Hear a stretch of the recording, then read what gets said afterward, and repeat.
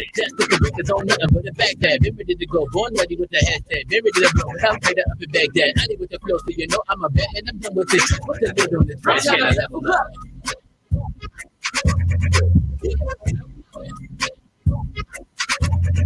I'm trying to level up.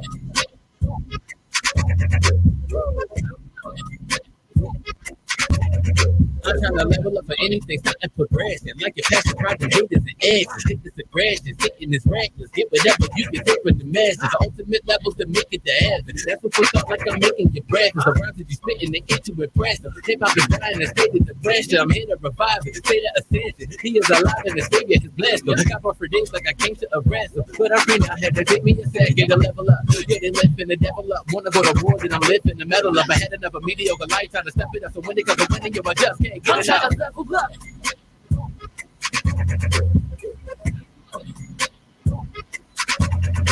I'm trying to level up. Welcome to Live at Lunch with AJ. Appreciate all those who are taking the time to hang out with me today for your lunch break. Appreciate you. We have an amazing guest who's joining us today. I'm excited. I'm also ready to get some information and to learn all about what God has called my sister to do. So I'm grateful for this opportunity.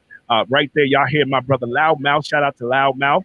My sister Sherry, I know they're still honeymooning, but at the same time working extremely hard for the Christian hip hop community. Listen, I want to just take a brief moment to promote immediately following this show. We're going to have Bishop Leonard Scott, who's going to be on Awesome God Radio today. So for those who are tuned in and listening to Live at Lunch with AJ today, please hang out with me for the next, I would say, hour or so, because we have some great stuff that are coming on our station. So don't go anywhere. Once this interview is here, show some love to my sister, Latisha Russell, who is here. So she is queued up, ready to come in.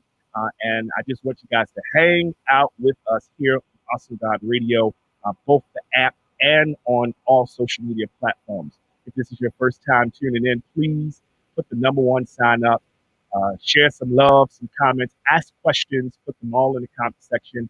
We'll make sure to flash our comments as they come in, and so that we can have some great dialogue. Thank you so much to my Bishop Lachlan family back in Brooklyn. What's up, Obama? Appreciate you, man. Thank you. Good to hear from you and connect with you. Okay, without further ado, I want to bring our guest on for today. I am super duper excited. I was reading her bio and just reading all the stuff that she has going on.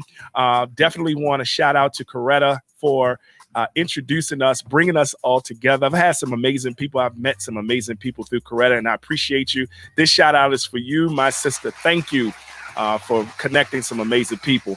So without further ado, I want to make sure I say Latisha Russell, Latisha B. Russell. Is that correct? It is. It is. All right. Thank you so much. Let's let everybody know some outstanding things that we know about you. Okay. So Latisha Russell is a recognized figure on the topic of child sexual abuse. Speaking from a platform of her own harrowing experiences, she has made it her mission to inspire children of sexual trauma by sharing her story of triumph through perseverance and resilience. A voice of the voiceless, Latisha considerably navigates the often raw sensibilities and effects of sexual abuse with fragile victims, their parents or guardians, and others who may need assistance in navigating this taboo, grim topic. Listen, we are here today to have a very informative but real discussion. Her resume is deep. She is an educator. She is one that likes to teach and preach education for our communities. We are going to deal with those things throughout our discussion, but I wanted to welcome you officially to our show. Thank you so much, Latisha Russell. Thank you, AJ. Thank you for having me. Absolutely. Absolutely. It's an honor. It's a privilege. Your life, your works, and just by reading what it is that you're doing is something that we, as you said, don't talk about these topics very often. Even when it's true to us learning and seeing those situations where sexual child abuse and trauma has happened in the home, it's very difficult even for people to share amongst their peers and or public. So talk a little bit about your history, what has kind of giving you the foundation to then take this call to deal with children, child sex abuse? Yeah. So, at a young age, I dealt with childhood sexual abuse, and I say childhood sexual abuse, but at a young age, I just dealt with trauma overall. And that's why I drive that message, not only just with childhood sexual abuse, but everything encompassing trauma and at the hands of a trusted family member, right? It was my stepfather, my mom's second husband. My mom had been married a few times. And it was at a young age, I didn't know what was going on. I didn't know what this meant. The older I became, I began to just remember everything that had taken place and knowing that, I could no longer block this out, yet I needed to figure out how to turn that anger into something else so that I can then use it as teaching moments and opportunities for others who might not have that voice to begin sharing what's happened to them, right? And I talk about it being such a grim topic, a taboo topic, but it's a topic that we have to talk about because it's happening more often than not to our young people. And it's not just girls, it's boys, unfortunately, as well. Wow. So yeah, it's a topic, a well needed discussed topic, and you mentioned in being a voice for the voiceless. Oftentimes, as children, they may or may not know how to put words together to sometimes describe the experiences that they've had, and maybe as they get older, they can kind of share it from that perspective. But what happens, as a young child, that communication, that trust that allows people to come out and share for those situations that are known and unknown? Yeah. So, as a kid, look, I have a 3-year-old and a 5-year-old, two little girls myself. Wow. And right. And so that is just, they were part of my reason for saying, I need to no longer be afraid, but be okay with being that voice because I'm their voice. Yes. And so while they're 3 and 5, one is getting ready to start kindergarten in Oh, the pandemic. And so, I have to be very cognizant of what I say. And because what I don't want to do is say various things and then she's afraid, right? Or she's afraid of anyone that she might encounter. But yet I am still trying to teach her and educate her on what's right and what's wrong. that's It's good. tough, right? It's tough. Yeah. Because I was that parent, or I am that parent. I've gotten better. God is still working on me. The parent that when she first started daycare, I would literally check her every time she came home. And Mm. I realized I can't keep doing this, right? Wow. And I need to also be honest and true to myself to say, Latisha, that means you're not fully healed to an Yeah. extent, right? And Yeah. that was something that I had to dig deep and admit for myself. And don't get me wrong, because I still make sure she's good when she returns from school, Yeah. but it's not to the level of what I was doing before because I don't want to instill fear in her. Well, you are an example of what happens when this trauma happens to somebody, and then how it changes the whole trajectory of your life and Right. how you see things and how you approach things, and even for your own children.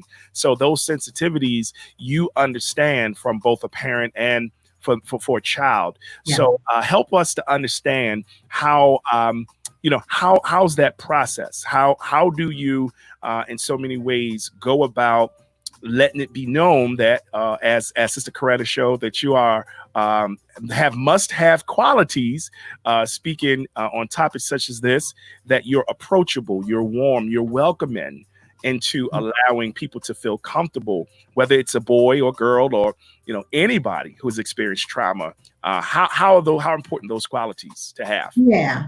I think vary. For me, full time, I'm an HR professional. So being an HR professional, I'm that mentor, I'm that coach. And so I have been able to kind of bring all of that together and having that ability to mentor. But look, first, it is sometimes coming to your level. And what I mean by that is it's not, well, I've arrived and I'm good. And yes, this happened to me, but let me tell you where I, just kind of popping my collar and saying I'm good now. But it Right. is being vulnerable, right? It is showing that it's okay to be vulnerable. And I remember a long time ago, someone said to me, as you are sharing your story, you can't cry or you can't break down. Mm. And in that moment, I was like, man, you're right, because that means I'm not fully healed. Wow. But it's the opposite. It shows that I too can be weak in that moment. But now let's heal, let's heal together. Let me help you, and let me help you by sharing my story and telling you how I have come from where I was to where I am now. And so it's being able to relate to them. It's being able to talk to them. It's thanking them for trusting me and talking to me. That's good. That's good. And they are must-have qualities even in HR. Because listen, if I got a problem and I want to go talk to somebody, and I go to my HR manager, and my HR manager, look, I don't have time for this. I don't need no drama today. Right. That's an indication that you are talking to the wrong people. Yeah. And so, I appreciate that, being approachable, understanding, a person who listens and really is willing to listen with intent to understand and to help and to guide. So those are all key things. I want to share something that I read here, and I want you to kind of expound on what this means. It says, no matter the audience, your mission is to reconcile the trauma, restore the hope, and relieve the stigma. Yep. Help us with what that means for you. Yeah, absolutely.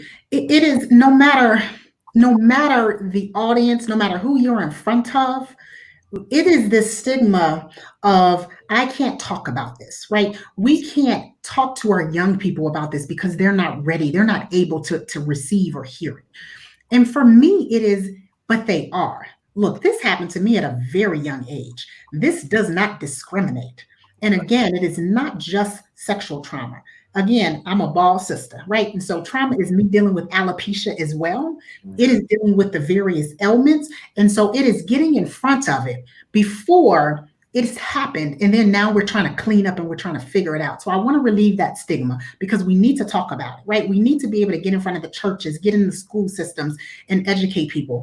And also allowing those parents to feel comfortable with whomever is in front of their child in order to educate them. Because many times it will start at home. It starts with that parent that says, oh, it didn't happen to my child. Oh, it's not going to happen to my child. Or I'll just wait. But why do you have to wait and see if it unfortunately happens?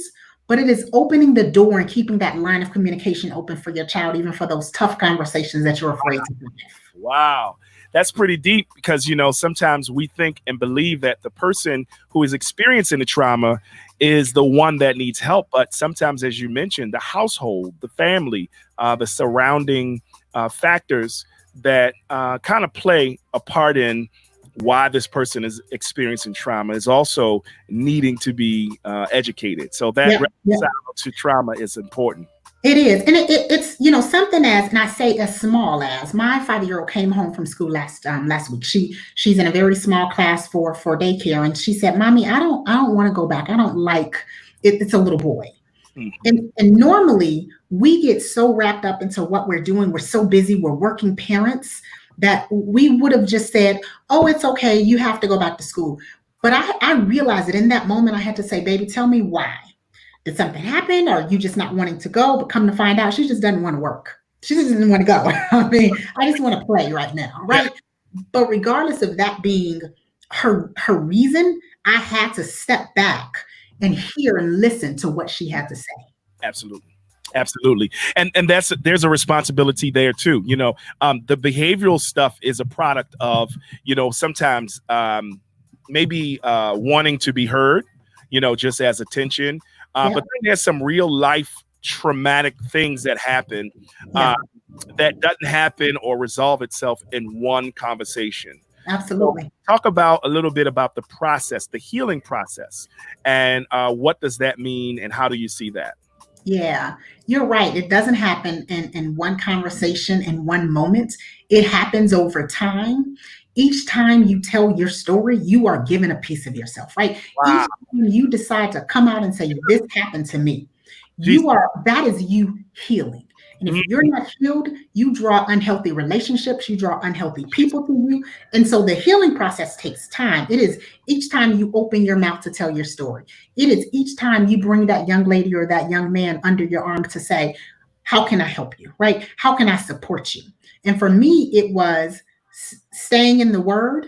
For me, it was talking to myself many days.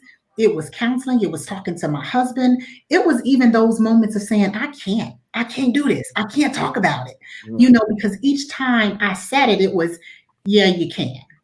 And so each time I felt like I was knocked down, I had to make sure that I got back up because I knew that someone or someones were counting on me to share my story and healing process and journey. Amen. So if you're just tuning in, thank you so much for coming in, for sharing this live. This is a very, very informative discussion for so many of us, even in the Black community, where we don't talk about trauma. We don't deal with trauma. We are quick to deal with the impacts of trauma, the results, the byproduct of trauma, but we don't really deal with the root issues. So if you're just tuning in, we're in discussion, live interview here with Latisha Russell, and she's here to share all that she has going on. So if you are tuned in, please look her up. We're going to continue this discussion, but I want you guys to go ahead and research it, because look, this is some good information. I am very, very, see, sometimes when I think of people who are out and they have these callings, if that makes sense, they have these missions where God is really calling them to do something. I guess their own personal experiences sometimes don't always connect to the validity and the authenticity, as my sister shared, of how it is that you are a person that can really help us. But your story speaks for itself. You said that every time you share your story, it's a part of the healing process, and you are, in so many ways, let me make sure I say this right, a piece of you is gone, or a part of you is gone. Is that a positive, both and or can be negative in terms of people sharing their own stories? For me, it's positive. And it's a great question. For me, it's a positive, because I am now it's gone, right? It's like, whew, I've gotten that off my chest.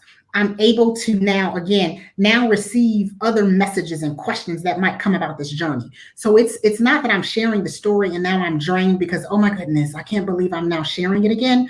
But instead, it's just the opposite. I'm turning it over, because I can't believe that God has taken me through this storm to then leave me, right? Mm-hmm. I know that He's taken me through the storm because now I have a story that I need to tell to somebody else and teach them what's going on.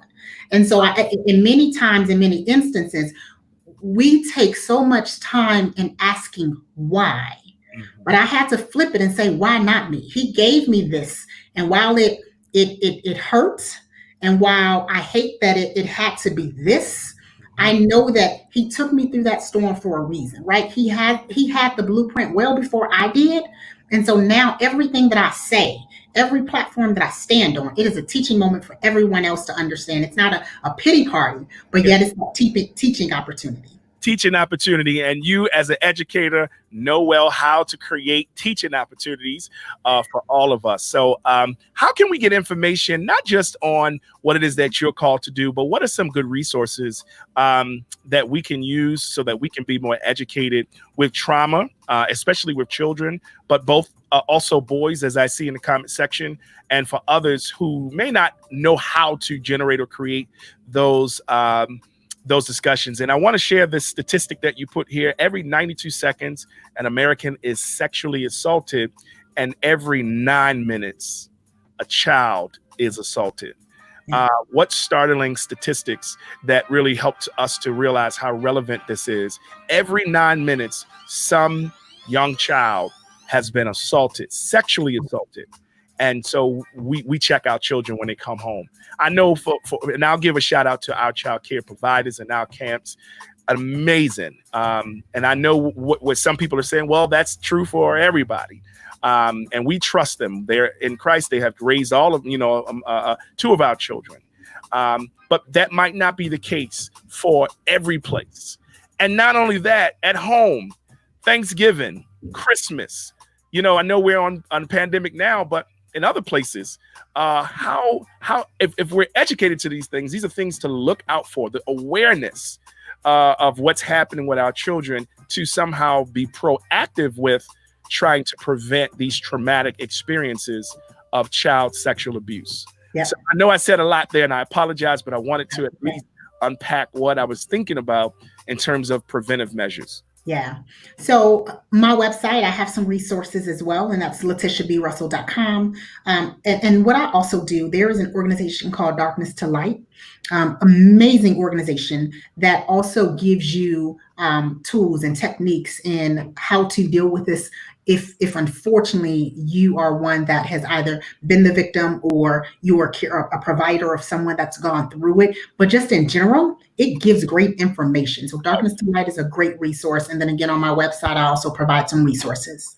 Awesome. Awesome. So, hey, listen, if y'all need to, just make sure that y'all look her up. I have her email address here, Latisha B. Russell. So her info at LatishaBRussell.com. And you can go to her website, Latisha B. Russell. I want to say Brussels, but everyone says that. But the B is for her middle name, LatishaBRussell.com. And if you check out her site, let's see if we can get her site up, because I believe that this is, in fact, a great resource for others to be able to at least share and see how it is that they can get in contact with you. And so make sure y'all check her out. This site is amazing. It helps to also for speaking engagements in different ways. She's a communicator. I also know you're an author and would love to hear and talk about your book, your publication, and some other great things that God is doing for you. Yeah, absolutely. Yes. So talk a little bit about your publication. I know that you mentioned your book is available now, correct? It is. So it is. Talk about the experience of authoring and what we should expect once we purchase this book. Absolutely. So my book is a memoir just about my life. And so, I won't give all of it. I'm gonna give enough just to right. And so it's a memoir about my life. And when you see the cover, it's me in boxing gloves. Yes. And the cover speaks to so much. And it is really a story depicting rounds. I'm a huge boxing fan. Okay. It's just not like it used to be, but I'm a huge boxing fan. But it's a memoir depicting my life. And the boxing depicts just rounds that I have gone through in my life, one punch after another. And at the end of the day, I am still standing. And it really talks to, how trauma has taken so much more, or it's taught me so much more than what it's taken from me. And I think that's so very important. So don't allow that trauma to take more than what it's actually taught you. And so the book just really depicts and outlines things from the sexual abuse. It talks about physical abuse. It talks about my family dynamics. It talks about suffering from alopecia. It talks about so much within my life. And by the end of it, you're going to be like, oh my goodness, how are you still standing? But it's not just a tell-all book. It's also a book that it allows you to scripture. It allows you to journal throughout the book so that you can ask yourself, all right, what did I learn and what am I taking away from this chapter? Wow. You are certainly a fighter. You're certainly a survivor. I know that that term probably comes across a lot of what you do and where you are today. Mm-hmm. I see the alopecia hashtag that you are certainly fighting that cause. You're fighting the cause for what it is that you have survived as a child, now helping others. So your fight continues. And so The Naked Truth is the book you guys want to pick up. It is not only just a biography. If you have opportunities to write, hey, guess what? Your story can be also written in as you are guiding and going through this novel with her. So I appreciate it. Thank you. Thank you so much for sharing that. This is a great opportunity for us to take some time to be aware of some things that maybe you don't think impact you. But as the statistics continue to show, 1 in 9 girls and 1 in 53 boys under the age of 18 experience sexual abuse. 82% of all sexual assaulted victims are female. So both boys and girls, but a focus, I would say, also for our young ladies who are targeted. I know in this day and age with social media, it has become easier to be a target. Absolutely. If not protected, if not done in the right way. And so I really want us to take some time to really understand how important it is to keep a close eye over our nieces and nephews, yes. Our daughters, our sons, and those that are in our village, in reach. We got to protect our own. So I appreciate that. This has been an amazing interview. I am excited for all that God is doing through your life. Very informative. I think we should take this interview and repackage it and do something amazing. I see My brother's here. Thank you, Ralph. Appreciate you, Ralph Cruz from my Brooklyn brother for over 30 years. I see so many who are chiming in. Thank you. Appreciate your support. So are there any other things, information that you would need to know, that we would need to know to stay connected? Any closing thoughts or anything you would want to share? Yeah, absolutely. You can follow me on all social media handles. I'm trying to get better with Twitter. So if you go on, you probably won't see much activity. But Latisha B. Russell for IG, Latisha B. Russell for YouTube, and then Facebook as well. Look, at the end of the day, I want to leave you with, you put one foot in front of the other, you survive one day at a time. Wow. It doesn't happen overnight. And just know that surround yourself around positive people that will be in your corner, that will push you to do better, want better, and know that you're not in this fight alone, whatever it is. Wow. Thank you. That's awesome. I needed that.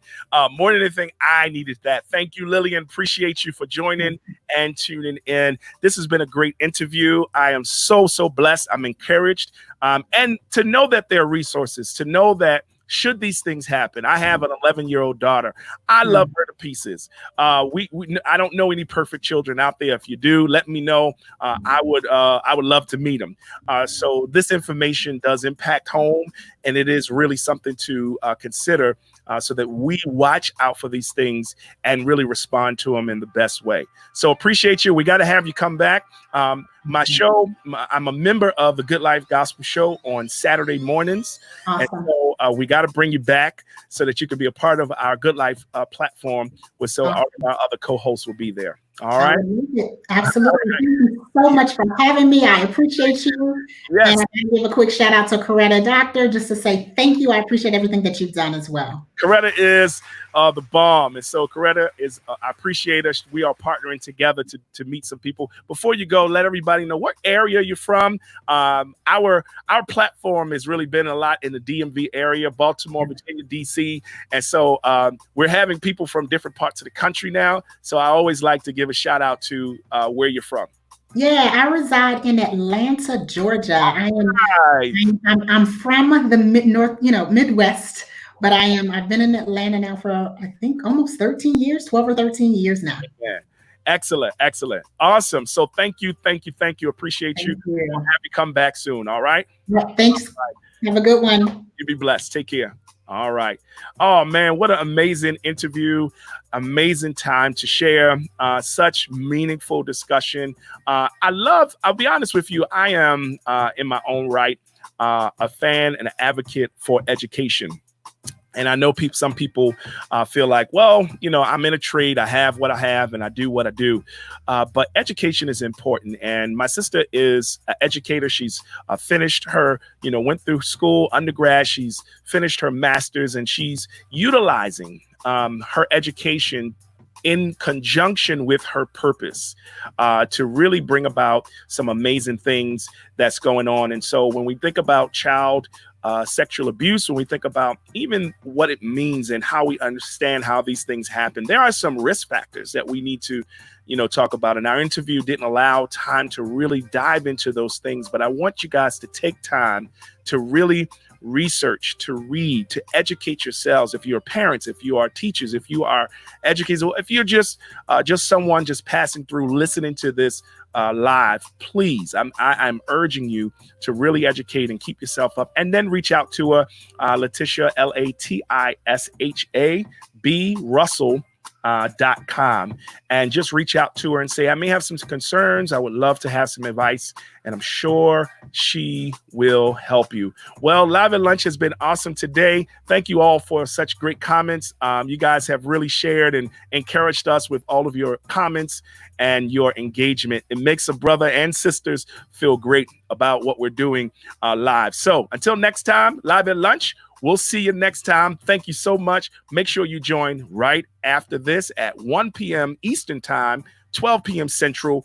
We have Bishop Leonard Scott, who's going to come. He's going to do his Wellness Wednesday, telling you premiere show. I'm asking all of my family and friends, please come join, share the post, and make Bishop and his special guest today feel welcome on Awesome God Radio. God bless you. I love y'all to pieces. Ain't nothing y'all can do about that. Love y'all. Peace out.